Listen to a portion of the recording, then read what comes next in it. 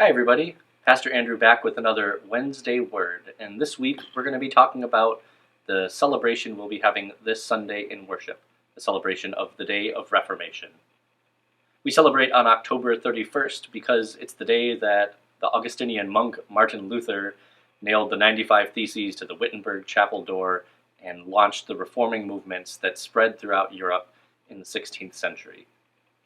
As members of Holy Trinity Lutheran Church, we trace our heritage and our theology back to the writings of the monk who did that radical thing all those years ago. And yet, though I called it a celebration, Reformation is really an observance that's fraught with some measure of tension, not only in the past, but in our present. On the one hand, we celebrate in a manner of speaking, recovery of the gospel that Luther championed during his ministry career. On the other hand, there is no doubt that the reforming movements in Europe led to widespread conflict and bloodshed and division that has persisted even to this day. So even as there's something to celebrate about Reformation, there's also something to grieve.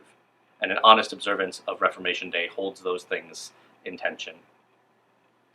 There's also the tension in our present. As a church that believes itself to be a reforming church, a church that continues to be on a journey of being reformed by God's Holy Spirit, we have to wrestle with a different tension, a tension between living life in a world that's constantly changing and wanting to respond to the newness of the things that are happening around us, while keeping a hold on our past, on our heritage, on the things that have made us who we are. And so, as Lutherans, this is sort of the eternal struggle to which we're called. How do we hold on to what makes us who we are? How do we hold on to the legacy of Luther's reforming movement, while at the same time acknowledging that the world today is very different from the world that Luther inhabited? How do we look at the challenges in our world today and bring the theology that has made us who we are into this present in a way that's relevant, in a way that speaks to the unique challenges of the 21st century?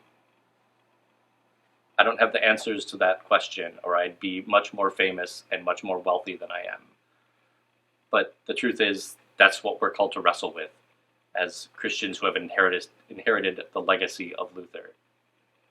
I hope you'll join us this Sunday as we celebrate and grieve and look to the future with hope, remembering the Reformation and hopefully reaching into the future with the reforming spirit that made Luther act all those years ago.